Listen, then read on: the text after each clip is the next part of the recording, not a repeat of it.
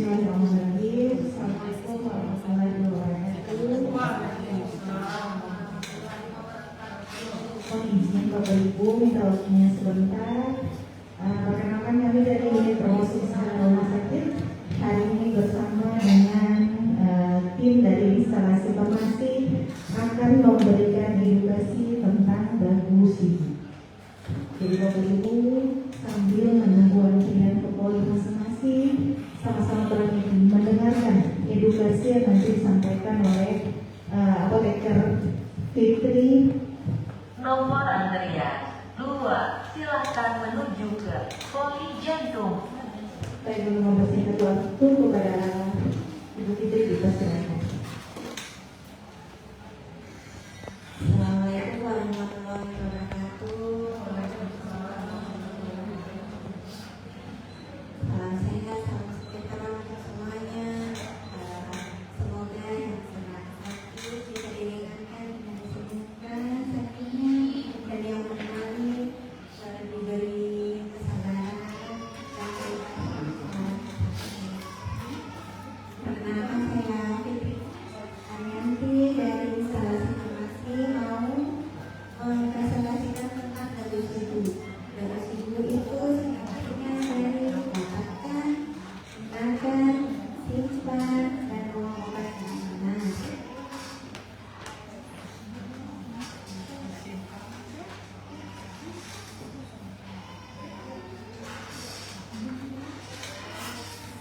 Ini tujuannya untuk obat yang digunakan sama Bapak Ibu itu bermanfaat dan memberikan keamanan bagi Anda, karena obat itu kalau terlalu banyak sudah bersifat toksik atau racun untuk tubuh. Kalau untuk dosisnya kurang itu belum memberikan manfaat maksimal. Ingatlah dari situ kami para apoteker siap membantu Anda. Ini yang singkatan saya tadi sampaikan di awal. Dari situ dan dapatkan obat dengan benar, gunakan obat dengan benar, simpan obat dengan benar, buang obat dengan benar. Dapatkan obat dengan benar bisa didapat ke instalasi farmasi. Sama satu lagi di toko obat. Kalau di toko obat itu hanya 2 yang bisa dijual, yaitu obat logo hijau atau obat bebas dan obat bebas. Tips mendapatkan obat dengan benar yaitu perhatikan penolakan obat, perhatikan peringatan yang ada di brosur dan kemasan, perhatikan saat kadaluarsa. Pengelolaan obatnya ini ada 3 macam ya Ibu. Obat keras ini yang logonya merah dan ada huruf N-nya. Obat yang logonya biru itu yang merah biru namanya obat bebas terbatas, bisa didapatkan tanpa resep dokter, dijual di apotek dan toko obat. Lalu untuk itu obat bebas bisa dapat tanpa resep dokter dan dijual di apotek dan toko obat. Konteks tidak terbatas untuk golongan psikotropika, tidak untuk pengobatan dan harus didapatkan untuk yang narkotika golongan 1 tidak untuk pengobatan, harus dengan resep.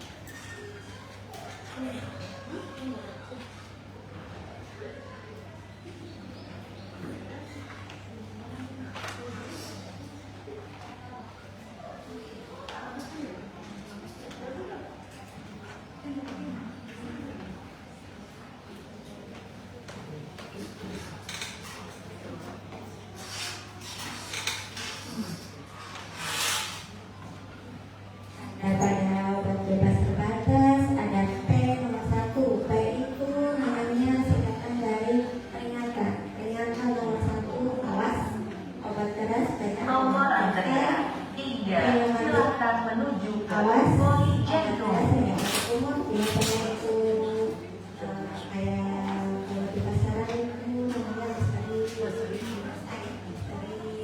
Kalau yang tenor 3 awas obat keras hanya untuk bagian luar, biasanya salep, itu tetes mata kayak insto itu.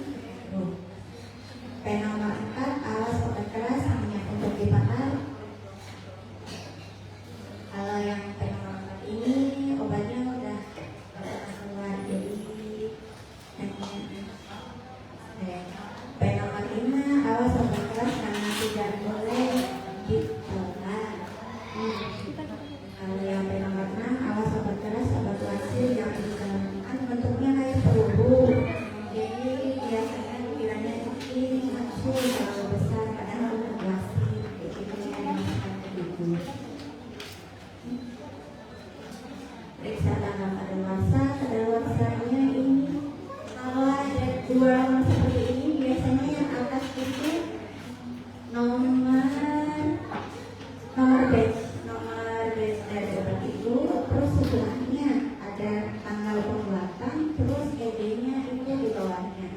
Nah, nanti kita bisa lihat baik-baik itu tahunnya, biasanya tahun lalu atau tahun ini. Expired date-nya itu antara 2 tahun atau 3 tahun setelah pembuatan.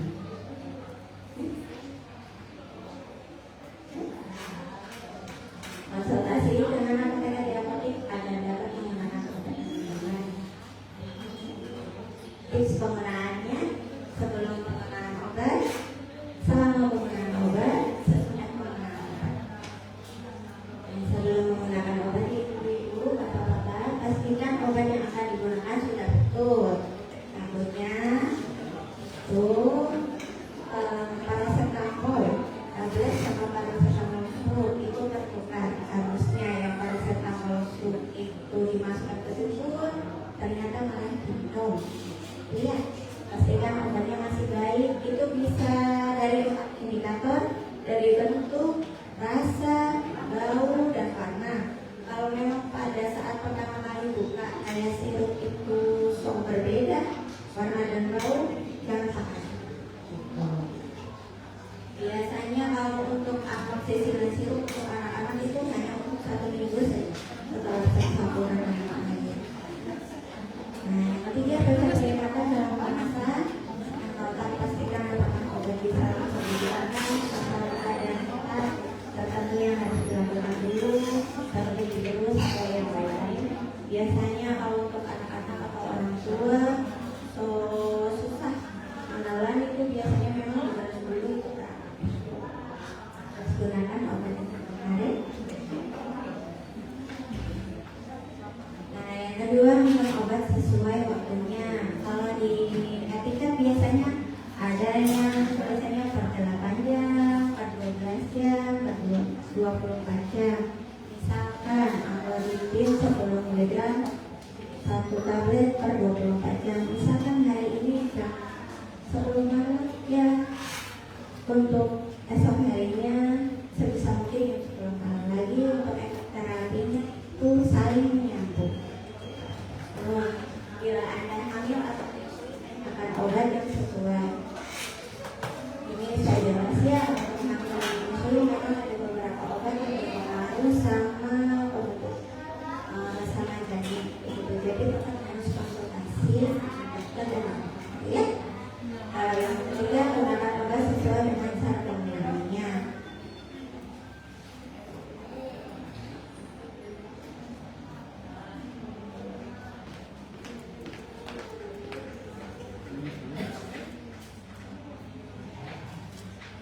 Pada saat menggunakan obat, nanti yang menggunakan obat perlu bantuan orang lain kah? Terus yang kedua, penggunaan sudah tepat, terkelan, tempel pada obat tetes sudah masuk atau memang pada bagian tubuh yang sesuai. Kadang itu kalau gatal itu di punggung itu kan susah ya, karenanya nyampe ke orang lain. Itu ya, kalau untuk sanggup biasanya digunakan setelah mandi.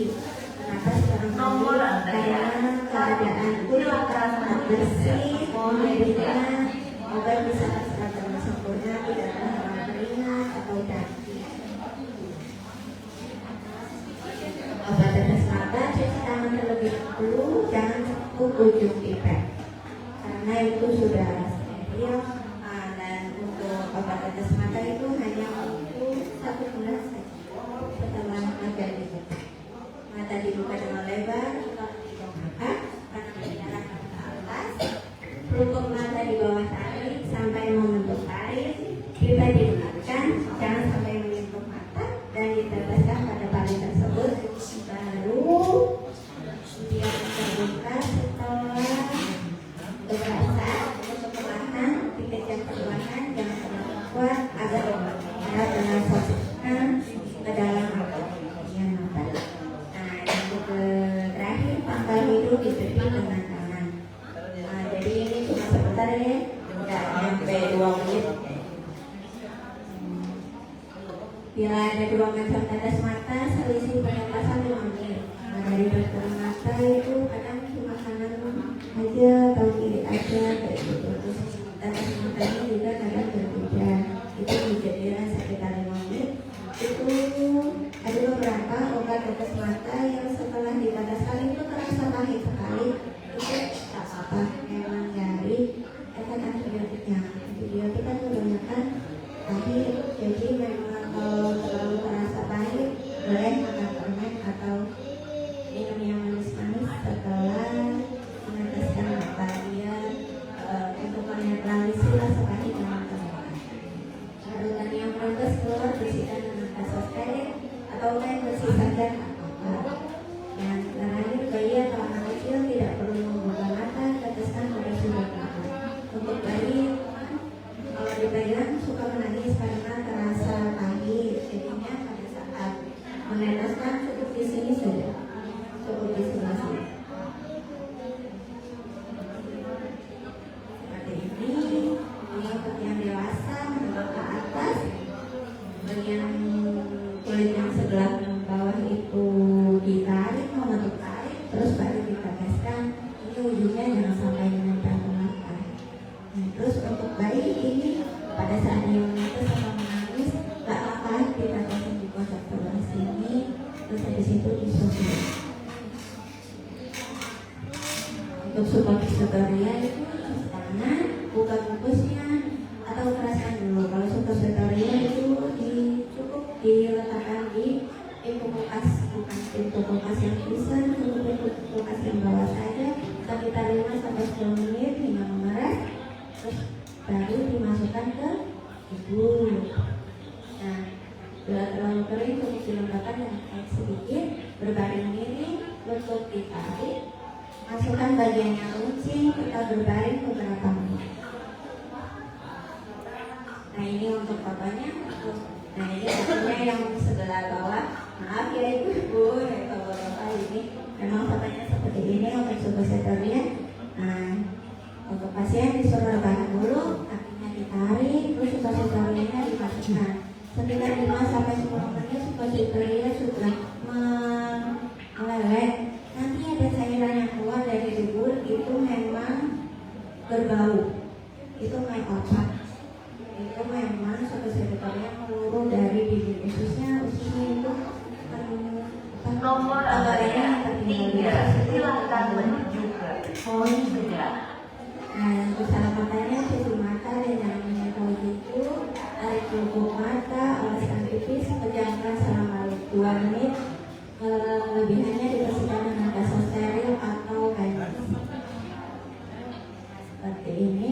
Untuk orang dewasa pakai salah mata itu kurang nyaman sekali karena setelah dioleskan salah mata pandangan kita agak kabur dari resisa. Namanya biasanya untuk salah mata lebih direkomendasikan untuk bayi.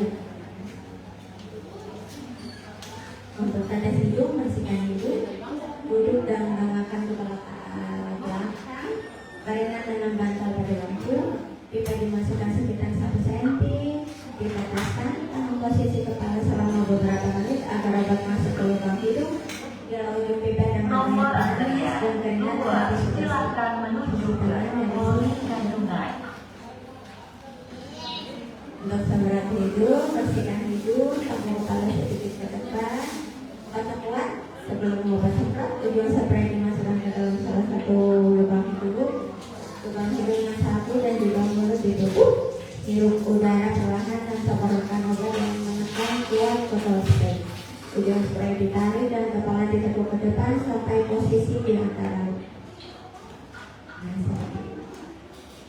nanti dimasukkan tapi nggak semuanya, nanti kalau terlalu dalam jadi batuk. Seperti ini duduknya.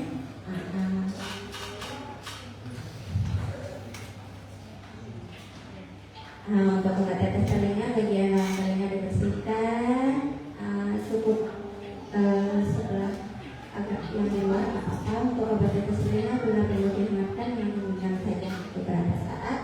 Tarik telinga untuk melebarkan lubang telinga, kepala miring sehingga telinga yang akan ditetesi berada di atas. Teteskan, pastikan sudah masuk dan biarkan beberapa menit. Ini untuk contoh-contohnya, ini untuk obat tetes telinganya dimakan dulu, dibelah. Terus ini daun telinganya ditarik, ini diteteskan ke dinding telinga. Bukan pas yang di lubang itu, tapi ke dinding, biarkan nanti obat mengalir ke dalam lewat dinding telinga.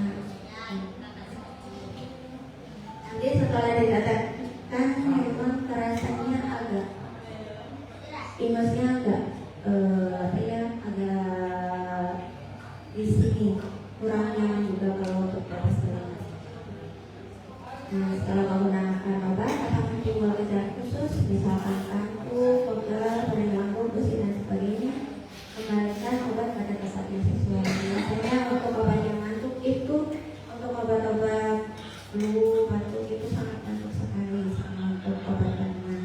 Kalau yang gatal itu kadang ada yang terjadi untuk beberapa antibiotik tertentu, dan beri lambung biasanya untuk pereda nyeri seperti asam levodopa, ibuprofen, ibuprofenak. Kalau ibuprofenak itu memang kita sarankan untuk sesudah makan persis untuk menghindari nyeri lambung.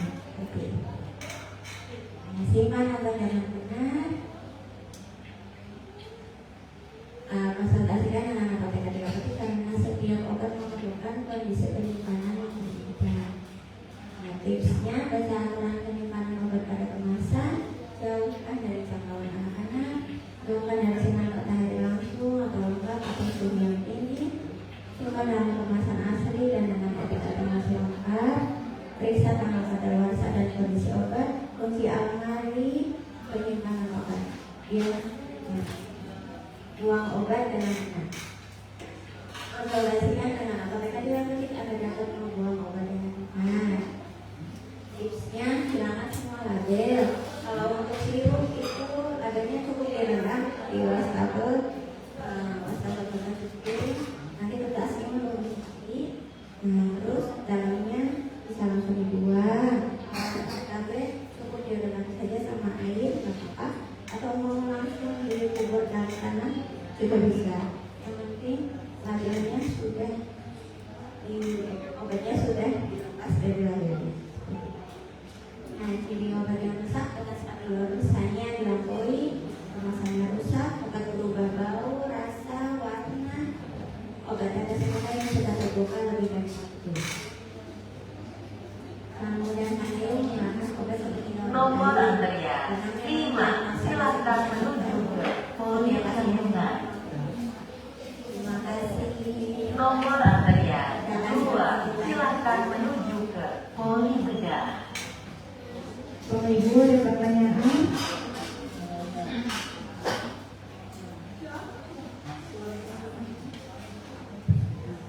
Terima kasih. Assalamualaikum warahmatullahi wabarakatuh. Biasanya kalau di sini, biasanya kalau saya lihat ya, orang lain kalau dapat obat, pertama dari sesuai dengan resep dokter, misalnya nyeri di lutut atau apa begitu, kemudian minum ya, dan itu mungkin 1 bulan atau bahkan lagi, tapi tidak ke dokter, langsung beli lagi obat yang kadang begitu. Itu seharusnya kalau obat-obat seperti itu harusnya sesuai dengan resep dokter ya. Tapi kelihatannya kalau mereka beli obat itu tetap dapat. Berarti di farmasi itu mereka tidak ya, atau mengeluarkan. Sebenarnya kalau dilihat dari gejala-gejala dan apa sebab-sebabnya tadi sebenarnya tidak boleh dikeluarkan oleh apotek, harus harus diarahkan. Oh ini tidak boleh, tidak diperjualbeli bebas kalau tidak ada resep dokter. Tapi kenyataannya seperti itu, ada obat-obat yang seperti itu dijual seperti itu. Jadi karena obat itu kalau banyak dikonsumsi dari resep dokter, itu juga kalau dengar-dengar ya bisa ini ke jantung Nomor antrian 4, silakan menuju ke jadi Polda. mungkin dari itu sebagai informasi, mungkin sebagai teman-teman informasi kan itu juga kami grup yang kita supaya tidak leluasa memberikan obat kepada orang-orang yang sering beli obat tanpa resep dokter. Ya, itu menyebabkan banyak ininya terhadap pasien tersebut. Terima kasih. Assalamualaikum warahmatullahi wabarakatuh.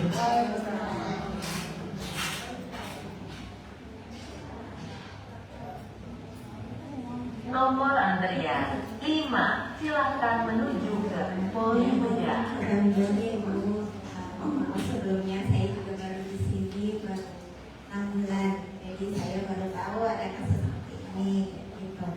Kalau untuk menolak regulasi itu memang ada beberapa obat yang berlabel obat keras atau merah dan lalu penyakit itu boleh diperjualkan secara bebas tanpa resep dokter. Itu namanya aturan saya bukan wajib apotek. Jadi memang sebelum berangkat biasanya kita di tempat saya dulu itu biasanya kita mencatat nama pasien dan alamat dan keluhan yang dialami. Ya. Kadang begitu mereka berdiri di sini mungkin 2 kali ya, tidak mau dijadikan dia Kapan yang lagi jadi mungkin dari farmasi itu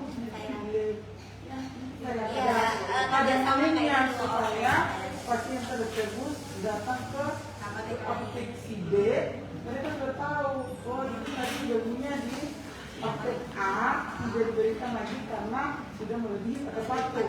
Nah, kemudian dia beli lagi dia lari beli di apotek B. Nah, diberikan karena tidak ada di situ lah. Jadi kesehatan ini penting. Jadi lebih bagus itu entah farmasi itu bisa mengetahui pasien tersebut dia punya riwayatnya dia beli di sini habis itu dia beli lagi karena seperti itu masyarakat ini kalau beli di apotek A katanya tidak diberikan karena tidak ada resep dokter. Kita coba beli di apotek B itu diberikan. Jadi mungkin dulu ya sebagai farmasi mungkin dari sesama farmasi ada punya link ke sini mungkin karena sekarang kan sudah ada nomor BPJS kan bisa dicek ya Pak atau saya minta ininya gitu saya dilihat kan begitu bisa nggak? Terima kasih Ibu untuk masukannya. Saya sampaikan pengurus dulu ya. Memang obat keras kalau memang dikonsumsi di luar batas itu memang banyak sampingnya kayak gangguan jantung, gagal seperti itu.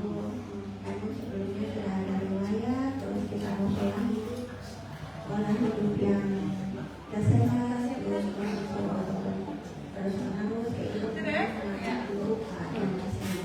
Nanti saya sampaikan Ibu.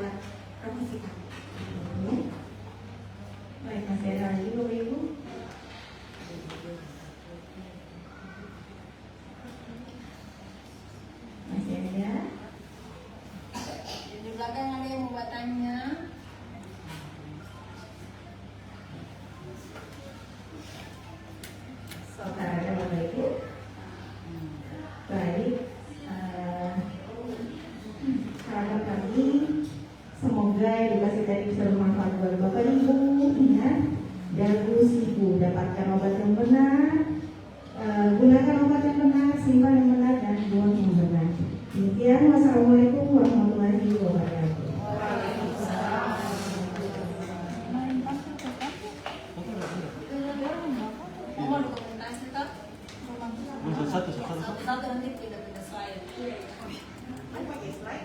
Karena nanti edit sih. Ci, materi bersama nanti edit. Iya.